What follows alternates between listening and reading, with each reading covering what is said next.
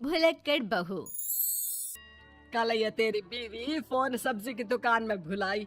वो तो भला है कि पहले भी 5 बार भूल चुकी है, तो लोगों को पता है कि ये मोबाइल तेरी बीवी का ही है।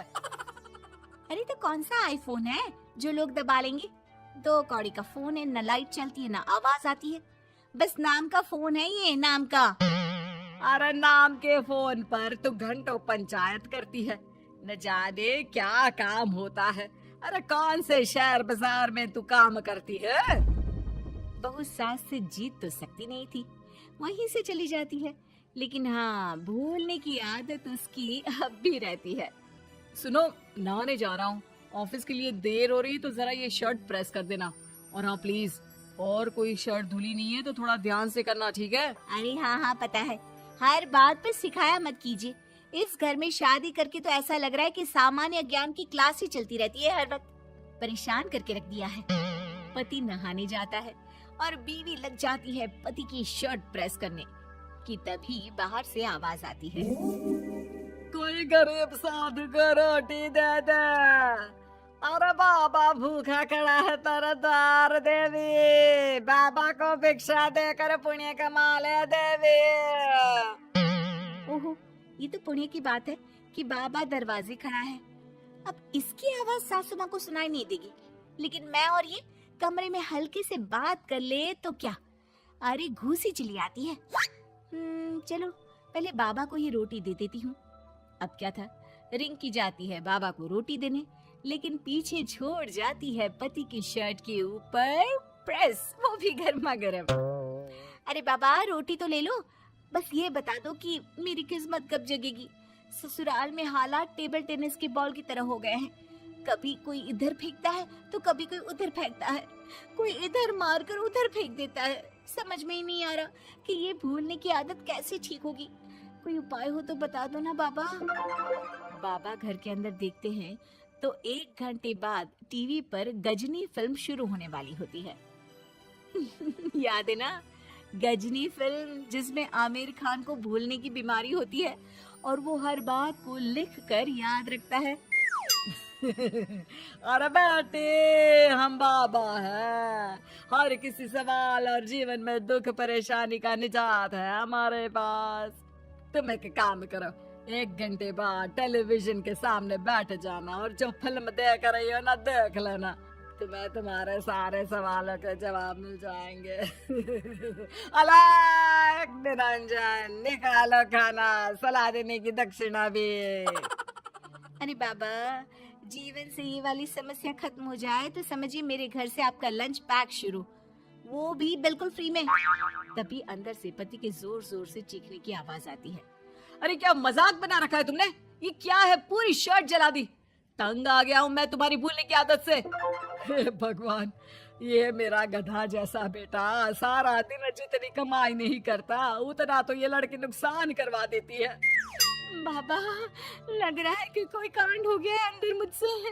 अच्छा मैं ना 1 घंटे बाद बैठ जाऊंगी फिल्म देखने, विदा लीजिए अब तो आप। जैसे ही वो घर के अंदर जाती है, सामने पति खड़ा होता है फटी शर्ट पहनकर। ओह, माफ करिए, वो पापा आ गए थे दक्षिणा के लिए। अब कर्म और धर्म का लेखा जोखा भी तो संभालना है ना जीवन में, तभी तो चली गई थी उन्हें रोटी देने। वैसे खुशी की बात है, बाबा ने कहा है कि 1 घंटे बाद टीवी देखना है और टीवी देखते ही मेरी ये बीमारी का निजात निकल जाएगा। हाँ हाँ, और जो नुकसान हो गया है यहाँ, वो क्या तेरा जोगी बाबा भरेंगे? देखिए प्लीज, शर्ट बदल लीजिए ना। नहीं, आज तो मैं ऐसे ही जाऊंगा ताकि लोगों को भी पता चले कि कैसी भुलक्कड़ बीवी के साथ निभा रहा हूँ मैं। शुक्र मानो कि छोड़ा नहीं है तुमको। पति की ये बात तो अब रिंकी के तन बदन में लग जाती है। वो सोच लेती है कि अब किसी भी हालत में वो अपनी ये भुलक्कड़पन की बीमारी को खत्म करेगी। फिर क्या था, पति तो फटी शर्ट पहनकर चला जाता है और 1 घंटे बाद बहू कमरे में सो रही होती है कि सास आ जाती है। अरे भुलक्कड़, तुझे तो फर्क नहीं पड़ता, लेकिन हम लोग परेशान हो चुके हैं। जा, तेरा बाबा बोल रहा था ना 1 घंटे बाद टीवी देखना, तो जा देख, क्या पता कुछ सुधार हो जाए। बहू टीवी खोलती है तो सामने चल रही होती है गजनी फिल्म, जिसमें आमिर खान शरीर में या दीवार में लिखकर अपनी चीजों को याद रखता था। तेरी, वाह, ये तो सच में बड़ा सही आइडिया है। इससे मुझे याद रहेगा कि क्या करना है और क्या नहीं। अब तो मैं भी सब सीख लिया करूंगी। वो टीवी बंद करके किचन में जाती है कि सास की आवाज आती है। अरे तेरी बुआ सास आ रही है, खाना बना लेना उसके लिए भी। जी माँ जी, बिल्कुल बना लूंगी। और सुन, वो कल वाला जो आटा बचा था ना, उसकी 2 रोटी बुआ सास के लिए बना देना। आटा पड़ा पड़ा खराब ही हो रहा है। बहू फटाफट रोटी बनाती है, लेकिन तभी उसे ध्यान आता है कि बुआ सास की रोटी तो पुराने आटे से बनानी थी। वो पुराना आटा लेकर रोटी बनाकर उस पर पेन से लिख देती है, पुराने आटे की रोटी बुआ जी के लिए। अरे क्या बन रहा है खाने में? भाभी, आपकी बहू की क्या हाल है? भूलने की बीमारी कम हुई या ऐसे ही तबाही मचा रखी है? अरे क्या बताए, अब आज किसी बाबा से उपाय पता किया है, देखो जरा। भाभी, ये आप ही हो जो संभाल रही हो ऐसी बहू। हम लोगों से तो पता नहीं हो पाता या नहीं। तभी वहाँ बहू आ जाती है। हाँ, तभी तो मैं इनकी बहू हूँ, आपकी नहीं। वैसे मैंने तोड़ निकाल लिया है। अब क्या था, बुआ सास जैसे ही खाना खाने बैठती है कि सास बोल पड़ती है। बहू, याद तो होगा नहीं जो बोला था? याद करो, बुआ के लिए कौन सी रोटी बनानी है, कहा था ना मैंने। जी, सब याद है, सब कुछ, ये लीजिए। लेकिन जैसे ही बुआ सास की रोटी उनकी प्लेट में आती है, वो जोर जोर से चिल्लाने लगती है। अच्छा, तो ये टोटका बताया है तेरे बाबा ने, जो कुछ भूलो लिख लो, क्यों? बहू को लगता है कि बुआ सास तारीफ कर रही है।